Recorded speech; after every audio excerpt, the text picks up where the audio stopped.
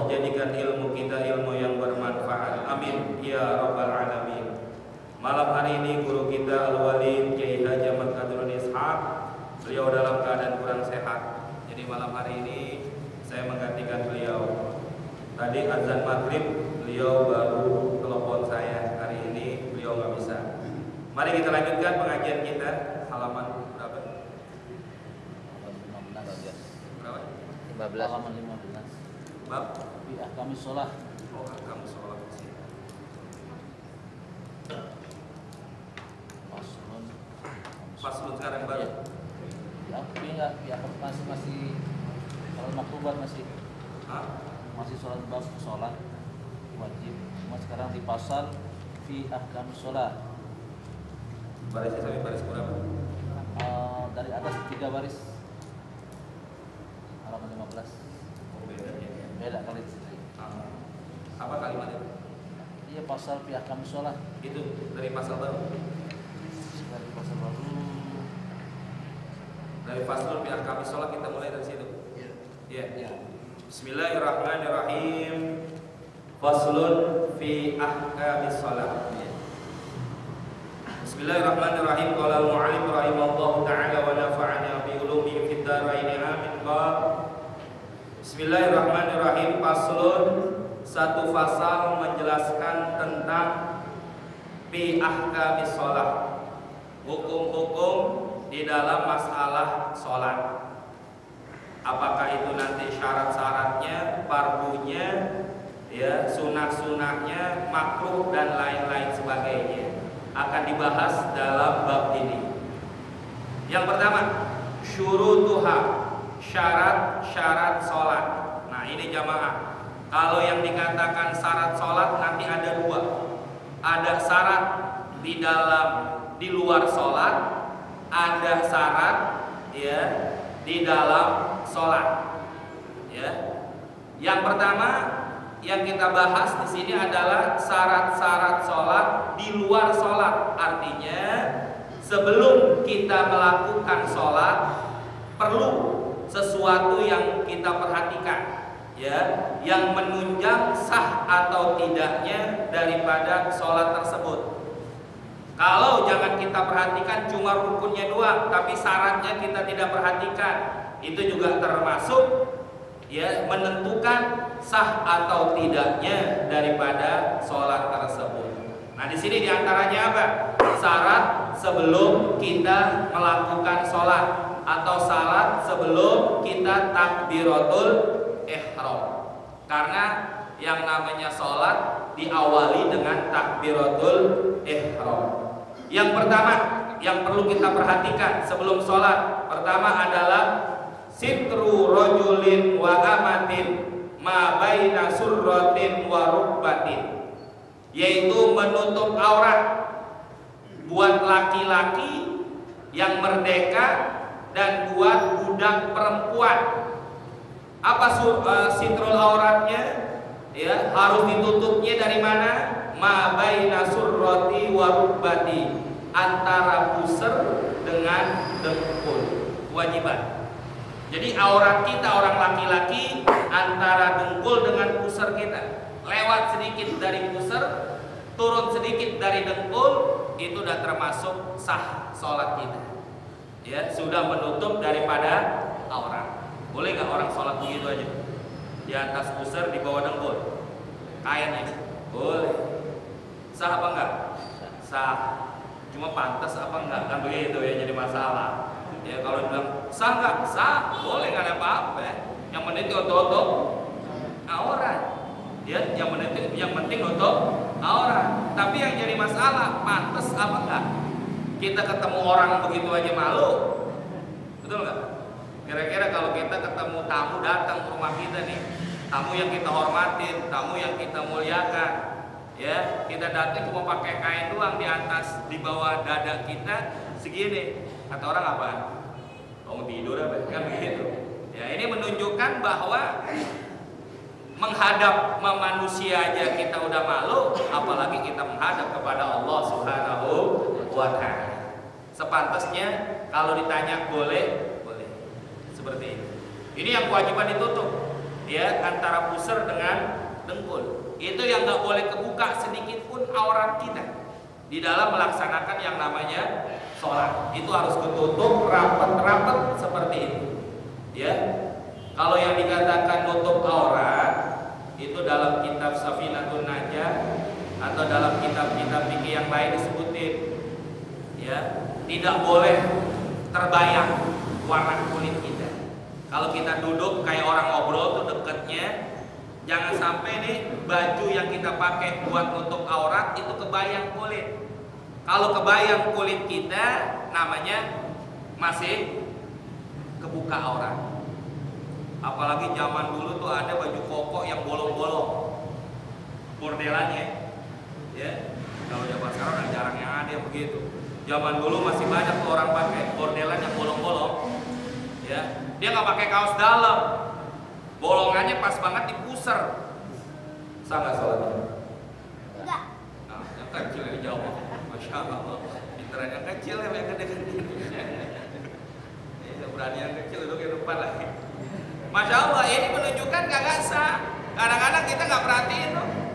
Atau orang pakai kain, merokok, global, ya, di Samsu lagi, ya, kencang banget, petek, kainnya bolong, ya, pas dilihat kena di paha, aurat bukan? Kelihatan nggak kulitnya? Sah nggak sholatnya? Ada. Tapi ada nggak begitu? Ada nggak begitu?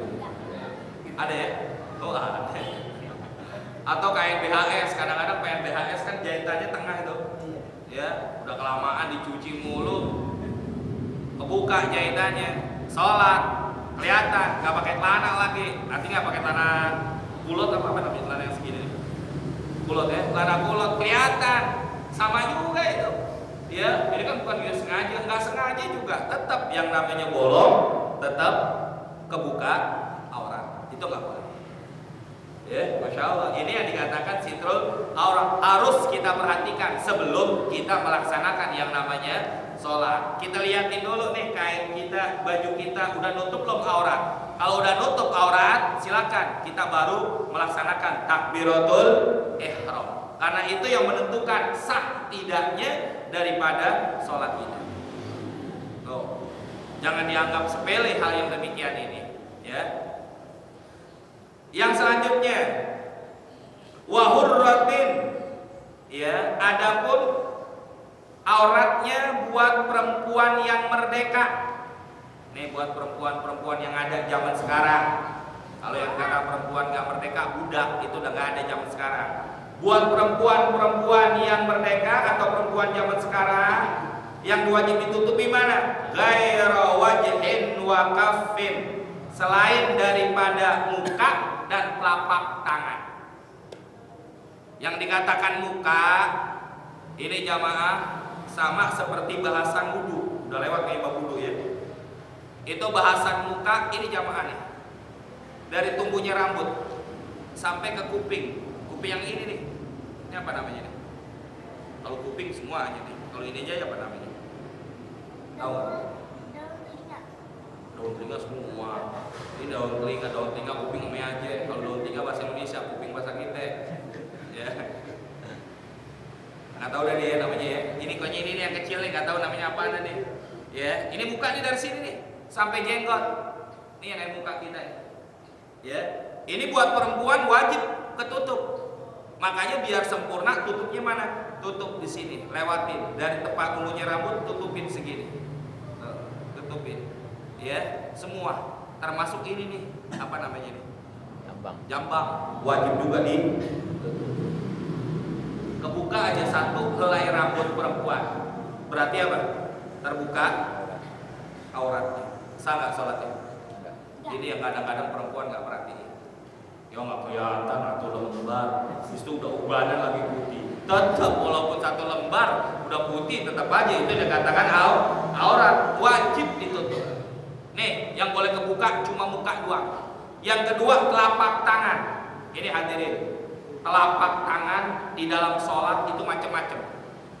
Ya, kalau telapak tangan di dalam sholat ini antara ini apa namanya? Kalau bahasa mata tangan ya, mata tangan dari sini nih, ini nih, yang jendol ini nih.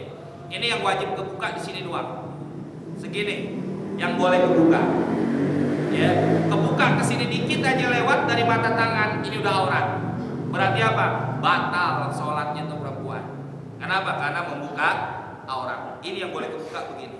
Yang boleh kebuka segini doang. Dari sini ke sini nih, ngelilingin. Ya, lewat dari segini. Walaupun dikit, ini udah termasuk aurat dan hukumnya adalah batal buat perempuan. Makanya kalau ada perempuan pakai mukena tuh, mukena kita nih yang zaman sekarang kan dipakainya begini, ya. Kalau dia pakainya begini enak nih jamaah, tangannya begini, didalemin, ya. Insya Allah nggak bakal turun kalau pakainya begini, betul nggak? Tapi kalau dia pakainya begini, tangannya di luar.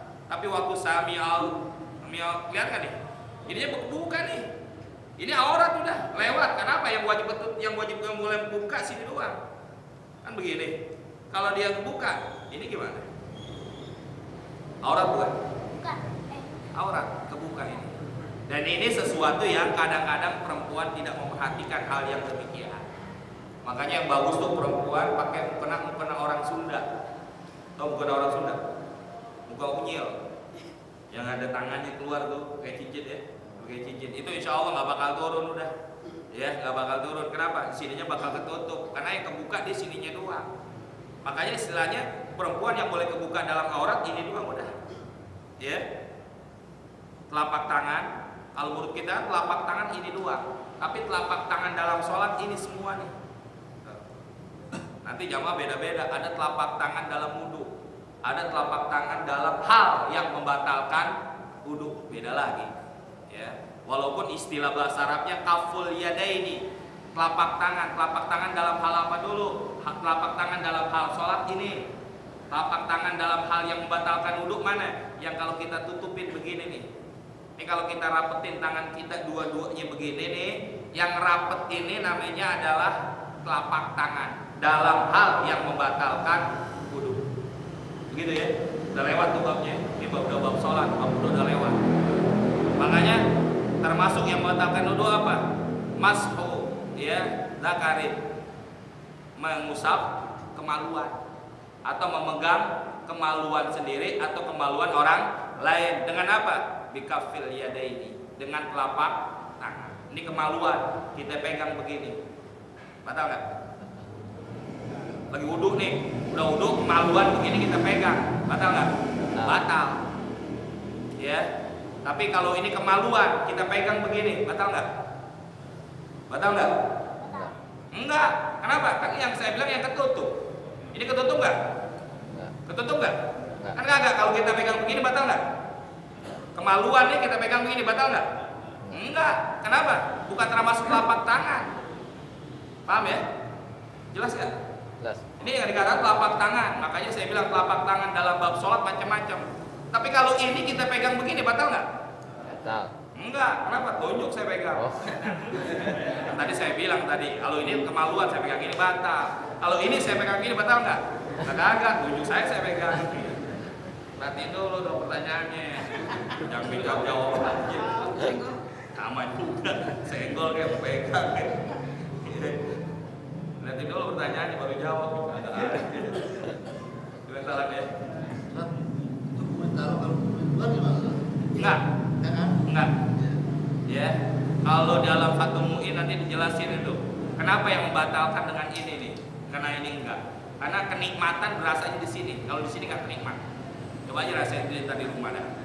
Ya. Kalau pakai gini nikmat, kalau pakai gini enggak bakal nikmat, mau diapain enggak bakal enak. Fathul Mu'in itu yang ngomong bukan saya. Ya. Penjelasan betul seperti itu. Masya Allah ya, sampai begitu ulama menjelaskannya. Nah ini kewajiban yang ditutup daripada aurat di dalam sholat. Perempuan yang boleh kebuka itu aja, kaki wajib ditutup. Ya. Makanya jamaah kalau kita lihat istri kita lagi sholat di rumah, kebuka kakinya, kita buru-buru rapetin. Dia sih nggak tahu, dia nggak lihat, nggak apa-apa kalau dia nggak lihat. Ya. Kalau yang sholat kagak tahu nggak ada masalah. Kita yang lihat nih, kebetulan kita lagi nggak sholat, kita tutupin. Tapi jangan sampai kepegang, batal tak wudunya dia. Ya gimana caranya kita tutupin, hilangin. Ya kenapa? Kewajiban kita yang tahu buat menutup daripada aurat tersebut. Ini jamaah, menutup aurat buat laki dan perempuan dilihatnya dari mana? Minal a'la wal jawanib, dari atas dan dari samping. Maksudnya apa? Orang dikatakan terbuka auratnya kalau dilihatnya dari atas, minal a'la. Wal jawanib itu dari samping.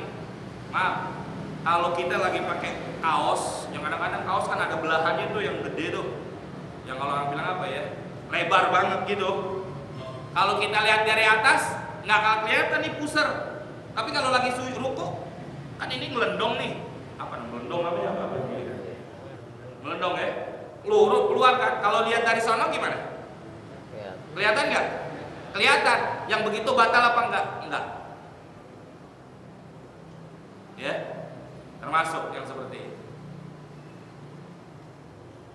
Walaupun kenapa? Normalnya orang pakai baju dilihatnya dalam keadaan diri normal kayak begini nih. Kita duduk normal kayak begini. Sama kayak orang pakai kaos adeknya. Tahu kaos adeknya dipakai? Kan pendek.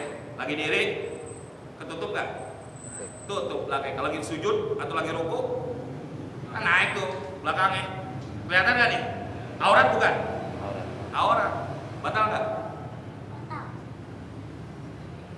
Yang kecil mulu jawab, yang gede jawab. Enak banget jelasin. Mbak, batal nggak? Nggak tahu deh ya. Masya Allah. Itu kadang-kadang banyak orang sholat begitu pakai baju adek jadi pakai, kaos adek jadi pakai. Giliran sujud, giliran ruku kelihatan. Masya Allah. Ini yang kadang-kadang mereka nggak perhatikan hal-hal yang begitu. Ya. Mimma la yuhkal launu in qadaru alaihi. Dari sesuatu yang tidak menampakkan warna in qadaru alaihi, apabila mereka mampu untuk menutup aurat. Ini yang disebut kalau dia punya sesuatu baju atau sesuatu yang bisa menutupi aurat. Tapi kalau nggak punya baju, kalau zaman sekarang udah nggak mungkin nih. Nanti dalam fikih ada istilah adalah ya orang sholat boleh nggak pakai baju. Kapan? Manakala memang nggak punya baju sama sekali, atau kedua dia punya baju. Nanti di kitab ini ada nih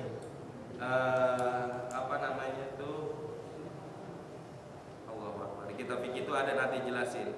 Atau dia punya baju semuanya baju najis, najis semua. Kalau seandainya dicuci dulu tuh baju, sampai keluar waktu. Ya, mau minjem baju sama orang lain juga nggak ada yang punya baju. Akhirnya gimana? Ya udah, sholat nggak pakai baju. Sholat dalam keadaan tidak nutup aurat. Tapi jangan di masjid sholatnya. Repot kalau sholat di masjid.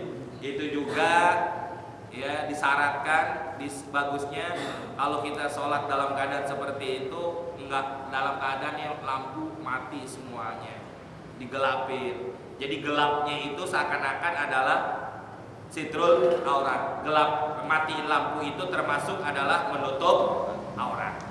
Insyaallah. Ini diantara penjelasan dikatakan in qadaru alaihi, apabila mereka mampu untuk bisa menutup aurat. Tapi kalau nggak mampu, ya udah. Ya, mau minjem baju nggak ada yang minjemin. Mau pakai yang bersih kagak ada. Mau beli kagak ada duitnya. Gimana? Saya mau sholat, ya udah sholat dalam keadaan telanjang, tidak menutup aurat. Boleh seperti itu. Ya, penjelasannya panjang. Selanjutnya, yang kedua, syarat yang kedua sebelum kita melaksanakan takbiratul ihram, apa yang perlu kita perhatikan? Wa tawajjuhun lil kiblati, yaitu menghadap ke kiblat. Mana yang dikatakan menghadap kiblat?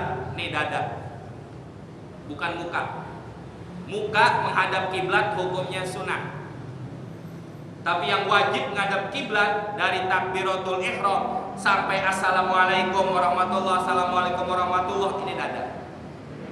Umpama nih kiblat kita ke sono. Ini dari awal sholat sampai akhir sholat wajib nih ngadep kiblat. Ya. Yakin kalau memang kita ada di depan Ka'bah. Tapi zon dengan prasangka kalau memang kita nggak kelihatan Ka'bah, kayak kita di sini jauh dari Ka'bah nggak kelihatan, ya kita kira-kira aja dah sono ini arah kiblat. Nih hadapnya. Ini ingat jamaah, dari awal sholat sampai akhir sholat. Ini kadang-kadang banyak orang di awal sholat benar ngadep kiblat, tapi di akhir sholat waktu assalamualaikum, habis Allahumma sholli ala sayyidina Muhammad wa ala ali sayyidina Muhammad, tahiyat akhir nih, ngapain dia? Assalamualaikum warahmatullahi. Gimana nih? Udah mengalihkan dari arah kiblat. Batal nggak sholatnya? Batal, nggak sah. Kadang-kadang begini kan, assalamualaikum warahmatullahi. Yang nengok itu cuma muka. Assalamualaikum warahmatullahi. Assalamualaikum warahmatullahi. Bukan dada-dadanya. Kalau dadanya sampai dia nengok begini, ini udah mengalihkan, tidak mengarahkan kepada arah kiblat. Batal sholatnya tuh orang. Betul gak? Ini banyak jamaah yang begini kadang-kadang sambil geletekin, bunyiin, bunyi dah tuh. Ya, masya Allah. Ini hal-hal yang begini kadang-kadang mereka anggap biasa-biasa aja. Itu yang nggak boleh.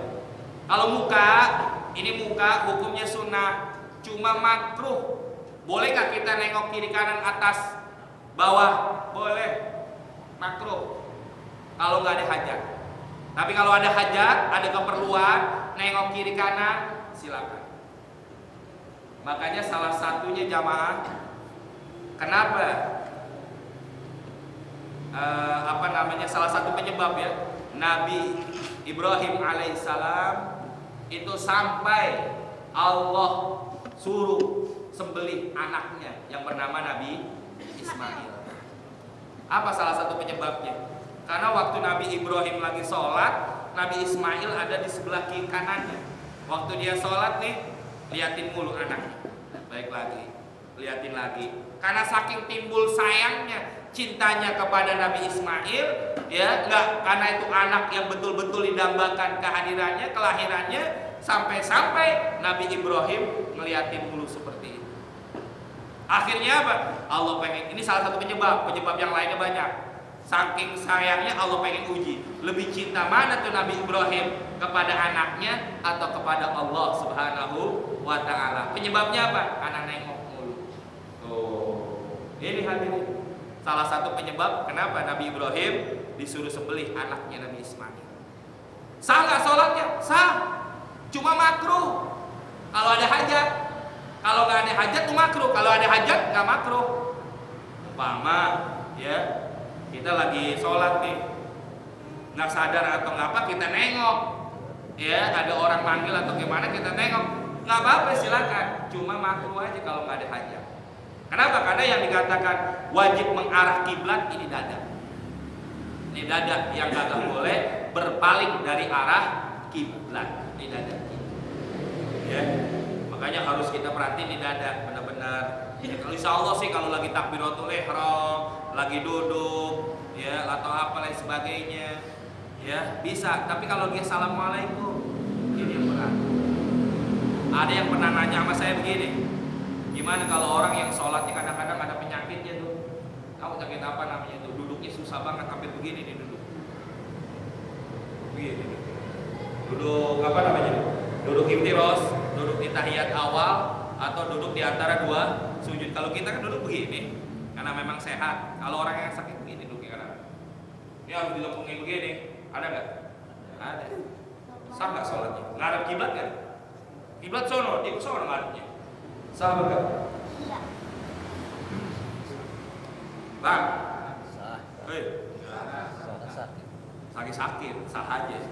Ya, kecuali di darurat. Kalau dalam keadaan dia sengaja sakit kagak dia pengen begitu. Kenapa pengen tengokin rumahnya sebelah kiri kali begitu.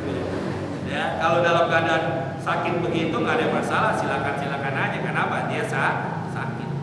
Loh, ini hadirin. Ya, darurat namanya seperti itu. Ilah kecuali ada beberapa hal sholat boleh nggak ngadep kiblat. Pertama, fi sholatin syiddatil khauf, pada waktu sholat dalam keadaan perang itu boleh nggak ngadep kiblat, mau ngadep mana aja. Nanti ada babnya khusus tuh, ya di Fathul Qorib ada tuh penjelasannya. Bagaimana kalau musuh ngadep ke sono, bagaimana musuh kalau ada di belakang kita, bagaimana musuh kalau udah menyerang. Kalau Islam bilang udah membabi buta, nah itu boleh sholat dalam keadaan tidak menghadap kiblat. Kalau dalam keadaan perang, kalau perang zaman dulu kalau perang zaman sekarang sih tinggal pencet tombol, dia musuh di mana, itu senjata di mana. Kalau dulu kan orang perang ngadep-ngadepan, ya biasanya pedang sama pedang, minimal begitu. Kalau zaman sekarang sih, ya udah jauh aja musuh udah mati duluan. Kenapa? Nah musuhnya di mana tuh, tembakannya di mana adanya, kan seperti itu. Nah ini diantaranya. Ya kalau zaman sekarang nih syiddatul khauf udah nggak ada. Yang kedua kapan? Sholat boleh nggak ngadep kiblat? Wa nafli safarin mubahin. Yang kedua boleh sholat dalam keadaan tidak menghadap kiblat, yaitu sholat sunnah safar dalam keadaan mubah. Artinya bukan safar dalam keadaan maksiat. Umpama ada orang pergi mau kemana nih, keluar kota, taruhlah Bandung, keluar kota udah boleh ya, udah boleh dia jamak kosong dan sebagainya. Dia mau sholat sunnah kagak keburu, akhirnya gimana? Dia sholat di atas kendaraan. Ngadepnya kemana? Ngadep kemana aja boleh. Sholatnya ngadep mana aja? Ngadep mana aja boleh. Ya, nggak ngadep kiblat. Yang penting dia sholat sunnah di atas kendaraan. Kan pasti menujunya kemana? Kalau memang menuju ke barat akan ngadep kiblat. Tapi kalau dia menuju ke utara sono atau ke selatan atau kemana, pasti membelakangi atau menyampingkan daripada kiblat. Sholat sunnah yang begitu boleh. Kalau sholat wajib bisa nggak?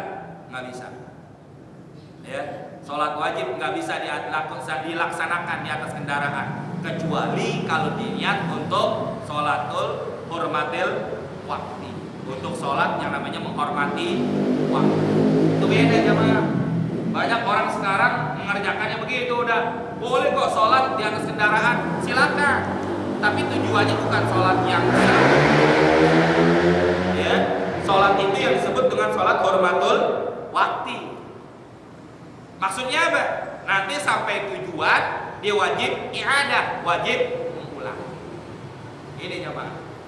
Kadang-kadang kan kita nih kalau lagi umroh atau lagi haji naik pesawat, ya kalau memang bisa dijamak takhir atau jamak takdim enak. Kalau nggak bisa, ya kenapa? Kita jalannya umpama nih jam 2, sampai sono zuhur, sampai sono isya. Berarti apa yang kita tinggalin? Asar. Nggak mungkin dong sholat asar kita jamak. Kenapa? Karena zuhurnya udah. Ya, mau jamaah maghrib nggak bukan temennya. Akhirnya gimana? Kita sholat di atas pesawat. Itu namanya sholat hurmatul waktu. Nanti sampai di bandara, sampai di Jeddah kita wajib i'adah. Ya, bukan nanti kalau udah sampai tujuan berarti kita nggak sholat lagi dong, nggak bisa. Itu namanya bukan pembahasan seperti itu. Ini yang banyak orang salah memahami, yang akhirnya mereka pergi buat ibadah tapi mereka ninggalkan kewajiban. Tuh, itu diantaranya. Yang kedua, syarat di dalam kita melaksanakan yang namanya sholat, yaitu mengarahkan diri kita, dada kita ini ke arah kiblat. Yang ketiga, syaratnya sebelum kita mau sholat apa? Wa ma'rifatu dukhulil waqti walau zonna, yaitu mengetahui masuknya waktu sholat walau zonan, sekalipun dengan cara dia menyangka. Udah isya belum nih? Belum. Jangan sholat dulu, isya kan begitu. Ya, tapi kalau kira-kira jam saya sini udah nih, jam sini belum. Namanya jam kan beda-beda. Ya nggak ada yang sama. Dulu baru bisa sama tuh jam rata semua. Kalau sekarang beda jamaah. Di jam saya aja jam 7:20. Di sini baru 3:30 kurang. Mau belakang 3:30 kurang. Ya. Asar aja belum asar gitu. Lagi maghrib bisa. Udah beda-beda nih jam. Ya. Nah, bagaimana caranya? Kita zon, kita menyangka bahwa udah masuk waktu sholat. Ya. Ini yang dikatakan sebelum kita mau melaksanakan sholat, kita perhatikan dulu waktunya. Udah masuk apa belum? Kalau belum masuk waktunya, kita sholat, nggak sah. Ada yang pernah nanya begini jamaah, Ustaz, saya lagi sholat nih. Allah, udah sholat nih ya. Udah takbiratul ihram. Allahu Akbar. Baru baca Bismillahirrahmanirrahim. Baru baca Allahu Akbar. Doa iftitah, azan di mana-mana semuanya. Ya, di mana-mana baru mulai azan. Sah nggak sholatnya? Enggak. Kenapa kagak? Karena takbiratul ihramnya belum masuk waktu sholat. Karena yang dikatakan masuk waktu sholat dari awal sholat. Awal sholat mana?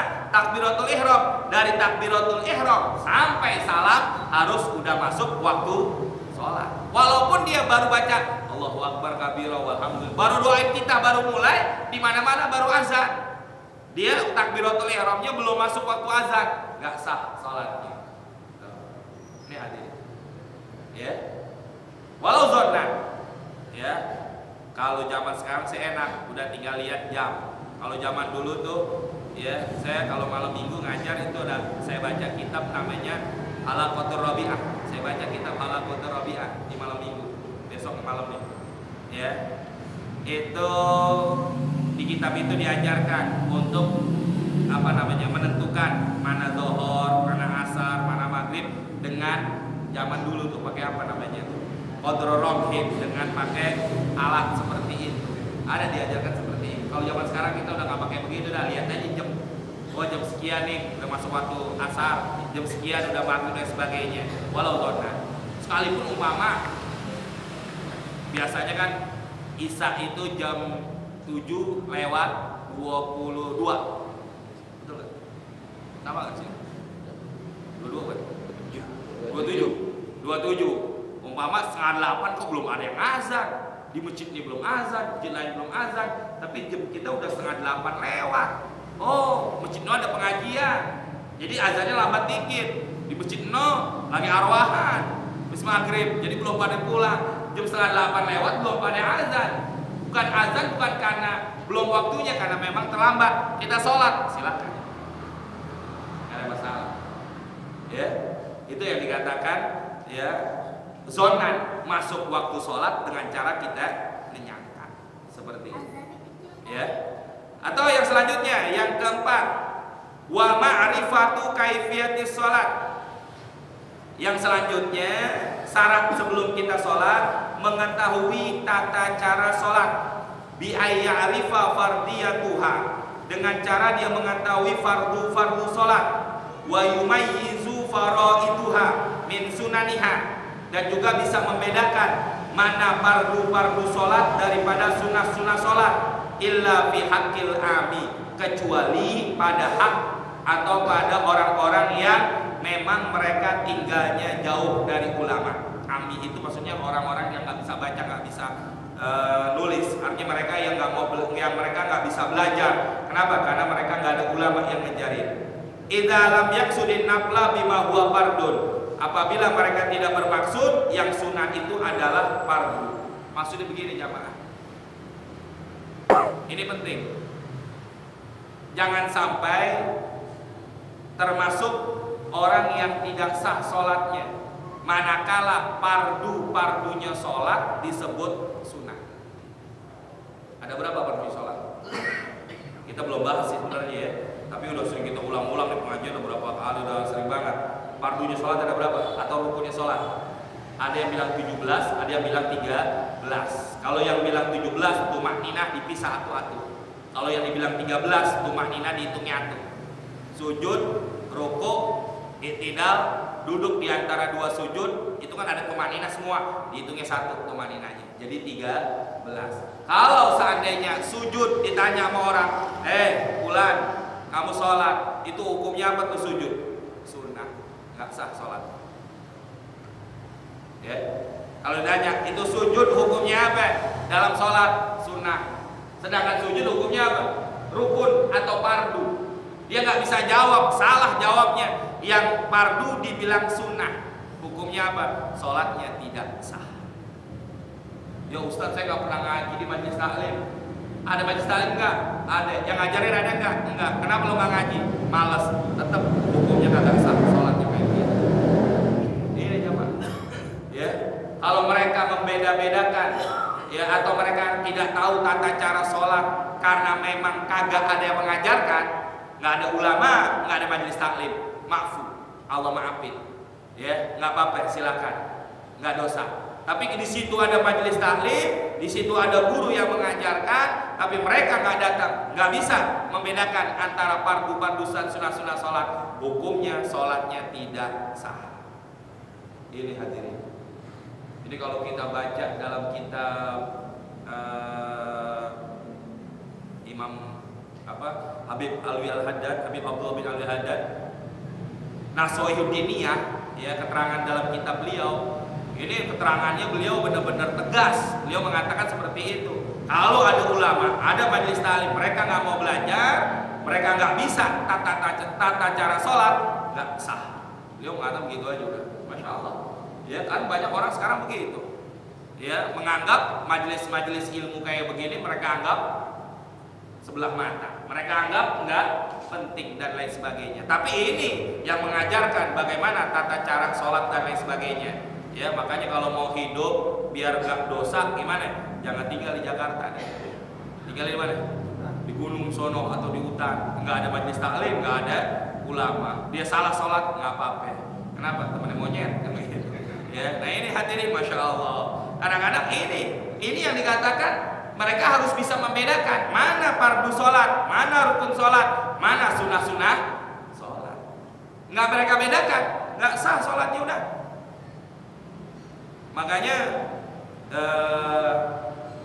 dalam satu kitab lain disebutin banyak orang diazab oleh Allah bukan karena mereka nggak sholat sama sekali, bukan. Ya. Bukan mereka dikatakan meninggalkan sholat karena mereka tidak sholat sama sekali, bukan. Mereka sholat, tapi sholat mereka nggak benar. Hukumnya apa? Mereka sholat, tapi sholatnya nggak benar. Hukumnya apa? Sah apa enggak? Kagak. Kalau udah kagak sah sholatnya berarti sholat apa enggak? Enggak. Sama aja kagak sholat. Ini yang kebanyakan orang zaman sekarang itu meremehkan, merendahkan atau menyepelekan hal yang seperti ini. Jadi yang dikatakan orang tidak sholat bukan orang nggak sama sekali sholat. Tarikus sholat, orang yang meninggalkan sholat akan diazab oleh Allah seperti ini dalam kuburnya. Enggak, bukan sama sekali nggak sholat. Yang sholat tapi nggak tahu tata cara sholat. Akhirnya apa? Nggak sah sholatnya. Kalau udah nggak sah sholatnya, berarti sama aja kagak sholat. Kalau orang yang sama sekali nggak sholat, udah jelas-jelas nggak sholat sama sekali, kan begitu. Ini sholat tapi nggak bener. Ini jamaah. Nanti insya Allah dibawa ketemu tuh wa furuduha, pardu-pardunya sholat kayak gimana. Nanti insya Allah dibahas satu-satu. Ya, Masya Allah.